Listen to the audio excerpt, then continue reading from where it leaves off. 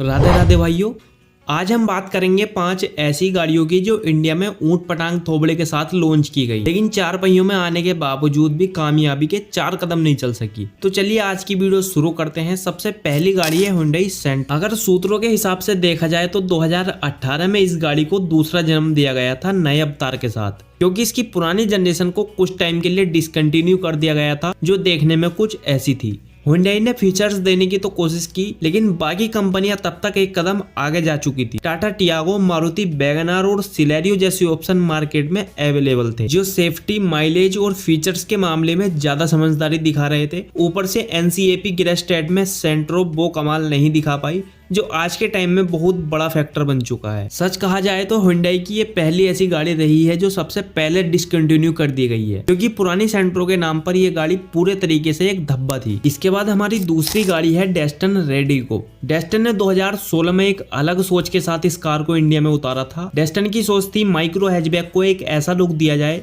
जो देखने में बोल्ड लगे, स्पोर्टी भी हो और शहरों में भी एक दमदार रोड प्रेजेंस दे। लेकिन असलियत ये रही कि रेडिगो का डिजाइन जितना आउट ऑफ द बॉक्स था, उतना ही इंडियन के खरीदारों की सोच से बाहर चला गया। रेडिगो का फ्रंट फेसिया इतना एग्रेसिव था कि छोटी कार कम और ट्रांसफॉर्मर फिल्म का जूनियर कैरेक्टर ज्यादा लगती थी। इसकी हेडलाइट ऊपर, बॉडी पतली, ग्राउंड क्लियरेंस ज्यादा और ओवरऑल शेप बिल्कुल मेंढक जैसा। ऐसा लगता था जैसे किसी ने SUV का डिजाइन लिया और उसे प्रेशर कुकर में डालकर छोटा कर दिया। लेकिन यही एक्सपेरिमेंट डेस्टन के लिए रिस्क बन गया था। भले ही गाड़ी की एक्स शोरूम कीमत 2.5 लाख रुपए रखी गई, मगर फिर भी इंडियन कस्टमर को पहली कार में 2 चीजें चाहिए, भरोसा और संतुलन।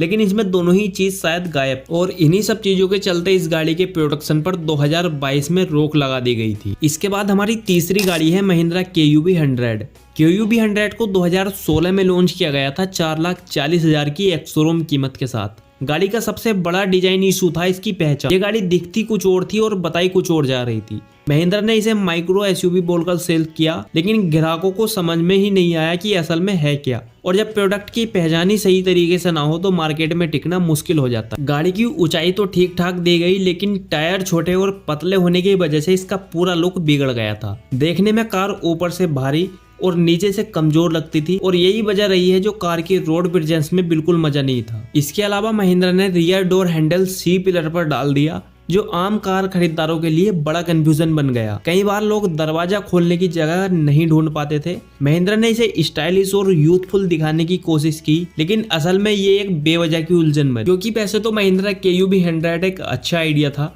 लेकिन डिजाइन की गलतियों ने उसे डुबो दिया। ये कार एक मिसाल थी कि भारत में सिर्फ फीचर्स और माइलेज से नहीं, लुक्स और रोड प्रेजेंस से भी कार बिकती है। अगर डिजाइन दमदार ना हो तो बाकी सब फेल हो जाता, और इसी कारण 2023 में इस गाड़ी को डिसकंटिन्यू कर दिया गया। इसके बाद हमारी चौथी गाड़ी है होंडा ब्रियो। 2011 में गाड़ी को लॉन्च किया गया था 3,95,000 की एक्स शोरूम कीमत के साथ। होंडा ने ब्रियो को डिजाइन किया था एक मॉडर्न, यंग और फ्रेश लुक के साथ, लेकिन ये क्यूटनेस इंडिया में लोगों को हजम नहीं हुई। गोल मटोल फ्रंट, छोटी सी बॉडी और कार्टून जैसा रियर, ये सब मिलाकर कार को टो लाइक बनाते थे, क्योंकि इंडियन कस्टमर खासकर पुरुष ड्राइवर्स ऐसी डिजाइन को सीरियसली नहीं लेते थे। ब्रियो का सबसे चर्चित और विवादित डिजाइन एलिमेंट था इसका पूरा रियर गिलास। दिखने में ये यूनिक जरूर था, लेकिन प्रैक्टिकल बिल्कुल नहीं था। ना तो ये बहुत ज्यादा मजबूत लगता था, और ना ही लोगों को ये भरोसा देता था कि अगर पीछे से कोई टक्कर मार दी तो गिलास बचेगा या नहीं, क्योंकि इंडियन कस्टमर मजबूती और भरोसों को प्राथमिकता देते हैं, और ये डिजाइन उस सोच से बिल्कुल उल्टा था। इसके अलावा ब्रियो को होंडा ने यंग जनरेशन को ध्यान में रखकर डिजाइन किया था,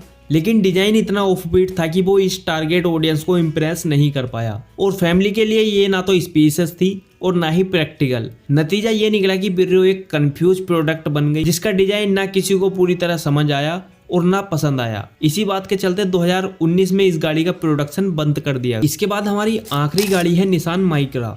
माइक्रा का लुक बहुत ही क्यूट और राउंडेड रखा गया था, लेकिन इंडियन मार्केट में जहां लोग शार्प, मस्कुलर और स्पोर्टेड डिजाइन पसंद करते थे, वहां माइक्रा का गोल मटोल चेहरा बिल्कुल जम नहीं पाया। फ्रंट एड बिल्कुल खिलौने जैसा लगता था, जो युवाओं को अट्रैक्शन नहीं दे पाया। माइक्रा की एक और बड़ी दिक्कत थी इसकी लैक ऑफ रोड प्रेजेंस। इसके डिजाइन में ना कोई एग्रेशन था और ना ही कोई बोल्ड कैरेक्टर लाइन। कार देखने में जितनी प्लेन और सिंपल थी उतनी ही भीड़ में गुम हो जाती थी। जब मुकाबला स्विफ्ट, i20 और फिगो जैसी स्पोर्टी दिखने वाली गाड़ियों से हो तो माइक्रो का मामला बिल्कुल फीका पड़ गया था। माइक्रा का डिजाइन पूरी तरह इंटरनेशनल टेस्ट को ध्यान में रखकर बनाया गया था, लेकिन भारतीय टेस्ट बिल्कुल अलग होता है। ना डिजाइन में कोई देसी टच, ना ही वो सॉलिड फील जो लोग मारुति और हुंडई में देखते हैं। ऊपर से निसान का सर्विस नेटवर्क भी उतना मजबूत नहीं था, तो डिजाइन से जुड़ी हर कमजोरी और भारी पड़ गई थी। और इन सब बातों को ध्यान में रखकर निसान ने 2020 में इस गाड़ी का प्रोडक्शन बिल्कुल बंद कर दिया। उम्मीद है ये वीडियो भी आपको पसंद आया होगा।